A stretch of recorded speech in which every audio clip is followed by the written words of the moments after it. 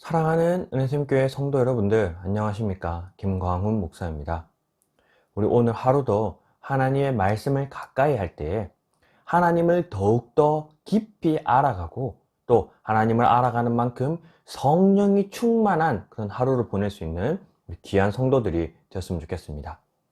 이 시간 함께 살펴볼 하나님의 말씀은 민수기 24장 1절에서 9절까지의 말씀입니다.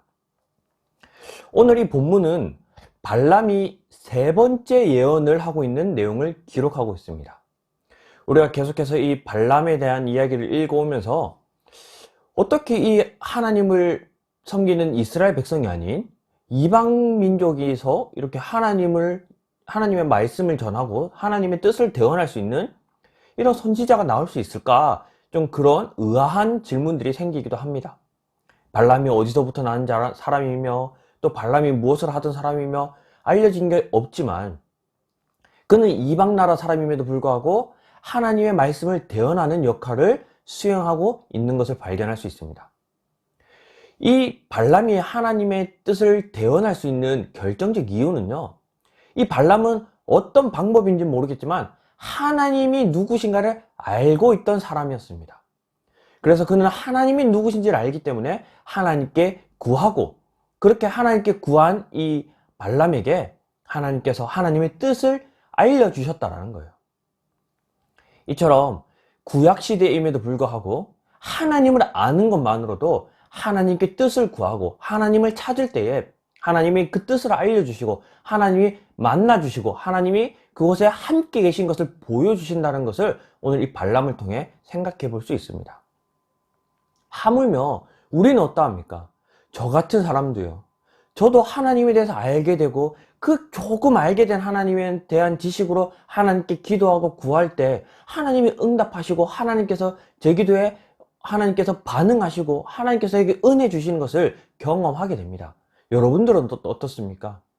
하나님이 우리에게 응답하시는 게 신기하지 않습니까? 발람에게 응답하는 모습을 보면서 발람에게 하나님이 이 어떤 말씀을 전해주시는 모습을 보면서 어떻게 하나님이 이런 발람에게 하나님 뜻을 전해주실까? 그런 생각을 하는 게 아니라 우리에게도 하나님께서 우리가 그 얕은 지식으로 하나님을 찾고 하나님께 기도했을 때도 하나님 우리에게 하나님의 놀라우신 은혜를 주신다라는 겁니다. 그래서 무엇보다 중요한 것은 하나님을 아는 겁니다. 하나님께서는 하나님을 아는 자, 하나님을 찾는 자, 하나님께 구하는 자들을 마다하지 않으신다라는 거죠. 그래서 오늘 하루 하나님을 알기에, 하나님을 아는 것에 정말 힘쓰는 그런 귀한 성도들이 되었으면 좋겠습니다. 이처럼 오늘 발람은 오늘 본문에 보면 하나님의 영이 발람에게 임하게 됩니다. 앞선 두 번의 예언에서는 하나님의 영이 임하는 것이 아니라 우리 23장 16절에 보면요, 여호와께서 발람에게 임하사 그의 입에 말씀을 주시며, 앞선 두 번의 예언에는 하나님께서 이 발람에게 그냥 말씀을 주시고 대언하도록 하셨습니다.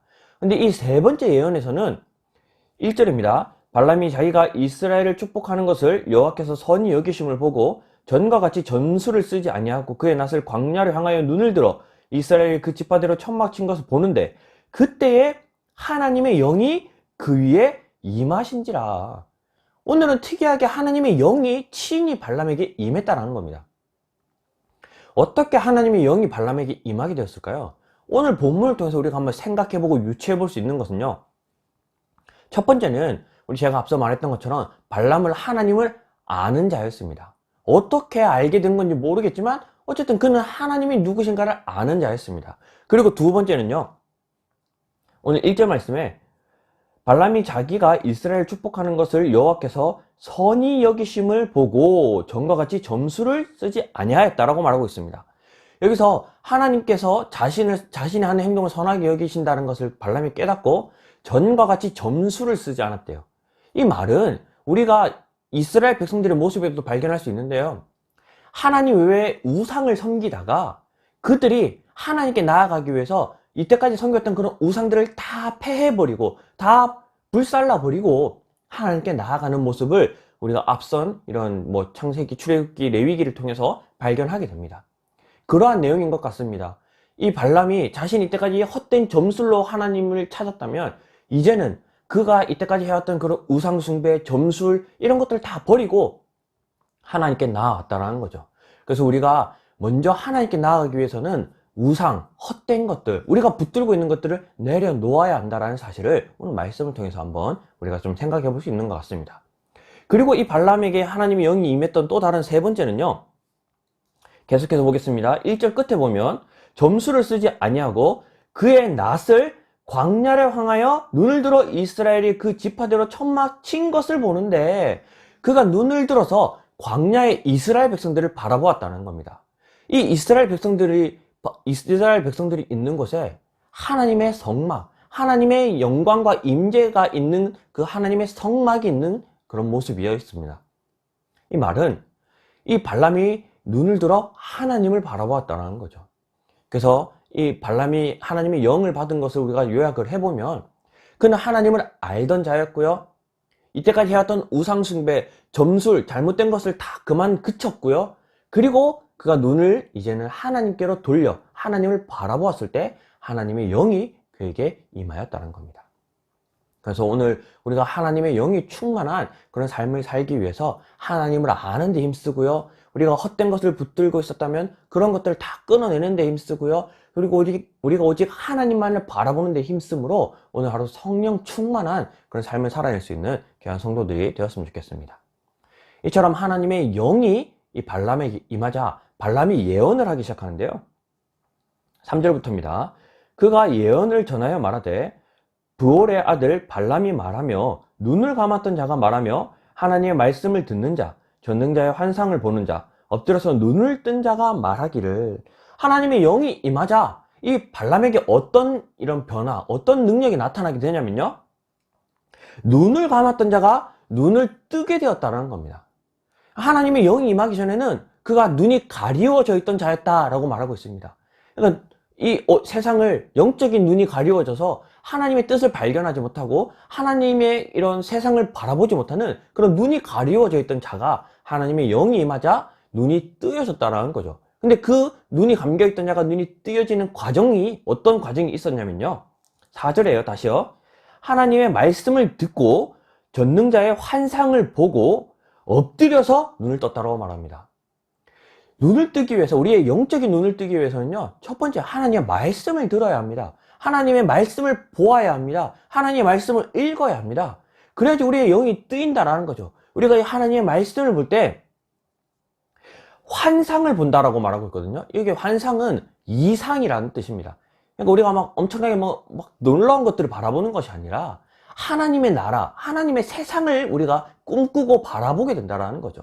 그래서 요엘 선지자가 이런 예언을 했었는데요. 요엘 2장 28절에 그 후에 내가 내 영을 만민에게 부어주리니 너희 자녀들은 장래 일을 말할 것이며 너희 늙은이는 꿈을 꾸며 너희 젊은이는 이상을 볼 것이며 라고 말하고 있습니다. 여기서 이 이상이 오늘 이 발람이 말하고 있는 4절의 이 환상과 같은 뜻입니다. 그러니까 발람은 하나님의 말씀을 듣자 하나님의 전능자의 환상, 전능자의 이상, 하나님이 보고자 하는, 하나님이 꿈꾸시는 그러한 것들을, 모습을 발람이 보게 되었다는 겁니다. 그래서 그의 영적인 눈이 뜨여졌다는 거죠. 엎드려서요. 겸손하게요. 하나님이 보여주신 그 이상을 보자, 그 놀라운 그 하나님의 구원을 보자 납작 엎드려서 영적인 눈이 뜨여졌다는 겁니다. 그래서 우리가 오늘 하루 성령이 충만하게 되면 가려졌던 영적 눈이 우리가 밝혀지게 될 텐데, 그러기 위해서는 하나님의 말씀을 듣고 하나님의 말씀을 통해 하나님의 나라를 발견해야 된다는 겁니다. 하나님의 영이 임한 자들은 하나님의 말씀을 읽을 때 하나님의 나라를 보게 되고요, 하나님의 영이 임한 자들은 하나님의 말씀을 가까이 할 때 하나님의 뜻, 하나님의 마음, 하나님의 생각을 발견하게 된다는 겁니다. 오늘 하루 우리가 말씀을 가까이 하면서 영적인 눈이 뜨여서 하나님의 보여주신 그 놀라운 이상을 우리가 함께 꿈꾸며 살아갈 수 있는 그런 귀한 성도들이 되었으면 좋겠습니다. 그렇다면 발람이 본 이 이상, 환상은 무엇일까요? 하나님이 발람에게 보여주셨던 그 놀라운 하나님의 큰 뜻이 무엇일까요? 5절부터입니다.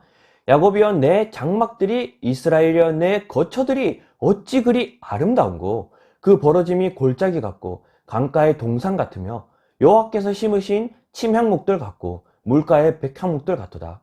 그 물통에서는 물이 넘치겠고 그 씨는 많은 물가에 있으리로다. 그의 왕이 아각보다 높으니 그의 나라가 흥왕하리로다. 하나님이 그를 애굽에서 인도하여 내셨으니 그 힘이 들소와 같도다. 그의 적국을 삼키고 그들의 뼈를 꺾으며 화살로 쏘아 꿰뚫으리로다. 끌어안고 누움이 숫사자와 같고 암사자와도 같으니 일으킬 자 누구이랴. 너를 축복하는 자마다 복을 받을 것이며 너를 저주하는 자마다 저주를 받을지로다. 이 발람이 이 성령을 받고 영적인 눈이 뜨이자 그가 보게 된 이상은요, 하나님의 나라라는 거예요. 하나님의 나라를 바라보게 됩니다. 지금 눈앞에 있는 저 인간들이 구축하고 있는 그런 미완성된 이스라엘이 아니라 하나님이 온전히 이루시는 이 암사자와 숫사자와 같고 정말 백항목과도 같은 놀라운 하나님의 나라, 그 천국을 보게 되었다라는 거죠. 성령이 받으면요, 뭐 특별한 능력이 생기는 것이 아닙니다. 뭐 갑자기 막 장풍이 나가고요, 이러한 것이 생기는 것이 아니라 성령이 임한 자들은 이상을 보게 되는데 그게 바로 천국을 바라보게 된다는 거죠. 그리고 천국뿐만 아니라 우리가 오늘 읽지 않았지만 16절에요. 하나님의 말씀을 듣는 자가 말하며 지극히 높으신 자의 지식을 아는 자, 전능자의 환상을 보는 자, 엎드려서 눈을 뜨게 한 자가 말하기를 내가 그를 보아도 이때의 일이 아니며 내가 그를 바라보아도 가까운 일이 아니로다. 한 별이 야곱에게서 나오며 한 규가 이스라엘에게서 일어나서 모압을 이쪽에서 저쪽까지 쳐서 무찌르고 또 셋의 자식들을 다 멸하리로다. 무엇을 바라보게 됩니까? 나아가서 예수 그리스도, 우리의 구원자까지 바라보게 된다는 겁니다. 성령이 충만한 자들은요, 천국을 바라보고요, 예수 그리스도를 바라보게 된다는 거죠. 그래서 우리가 오늘 하루 천국을 소망하며 예수 그리스도를 묵상하고 생각하며 살아가고 있다면 우리는 성령 충만한 자들입니다. 성령이 없는 자들은요, 천국을 생각하지도 않습니다. 성령이 없는 자들은요, 예수님을 떠올리지도 않습니다. 근데 우리가 오늘 하루 살면서 늘 천국을 마음속에 소망하고 꿈꾸며 예수 그리스도를 생각하며 예수 그리스도를 따라가며 예수 그리스도를 닮아가기를 힘쓴다면 우리는 이미 성령 충만한 삶을 살고 있다는 겁니다. 그러기 위해서는요, 하나님을 아는 지식이 필요합니다. 하나님을 알기 위해서는요, 하나님의 말씀을 늘 가까이 한다는 거죠. 그래서 우리가 오늘 이 말씀을 좀 기억하면서 실천했으면 좋겠는 것은요, 오늘 하루 하나님을 더욱더 힘써 알기 위해 하나님의 말씀을 가까이 하는 그런 실천이 있었으면 좋겠습니다. 우리가 뭐 평소 말씀 읽기 표대로 읽는 그 분량이 아니라 오늘 하루 날을 정하여서 조금 더 시간을 투자하여서 아무것도 하지 않고 다 내려놓고 좀 혼자만의 조용한 공간에서 하나님의 말씀을 읽는데 1시간이고 2시간이고 좀 깊이 있게 투자했으면 좋겠습니다. 우리가 그렇게 하나님의 말씀을 읽고 가까이 할 때에 하나님을 더욱더 깊이 알게 되고 이 말씀을 통해서 하나님이 우리에게 하나님의 놀라운 뜻을 보여주시고 밝혀주시는 그런 경험이 있는 오늘 하루가 되었으면 좋겠습니다. 그래서 하나님의 말씀을 가까이 하는 실천이 있는 하루가 되는 우리 귀한 성도들이 되었으면 좋겠습니다. 그래서 오늘 이 말씀을 기억하면서 우리 두 가지 기도했으면 좋겠는데요. 먼저 우리 자기 자신을 위해 기도하도록 하겠습니다. 우리가 오늘 하루 하나님을 아는 데 더욱더 힘써서 정말 성령 충만한 오늘 하루 살아낼 수 있도록 우리 자기 자신을 위해 기도했으면 좋겠고요.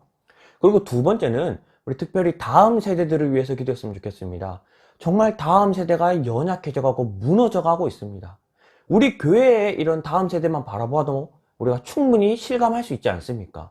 정말 주일 학교의 인원이 줄어들고 아이들이 교회가 아닌 정말 세상에서 더욱더 많은 시간을 보내고 정말 이러한 시대 속에서 하나님께서 다음 세대를 기억하시고 귀하게 여겨주셔서 다음 세대들이 정말 하나님이 보여주시는 이상을 보고 하나님의 나라를 꿈꾸며 정말 하나님의 그 놀라우신 은혜를 찬양하며 그렇게 정말 그들의 신앙을 세워갈 수 있도록 우리가 다음 세대를 위해서도 함께 좀 힘써 기도했으면 좋겠습니다.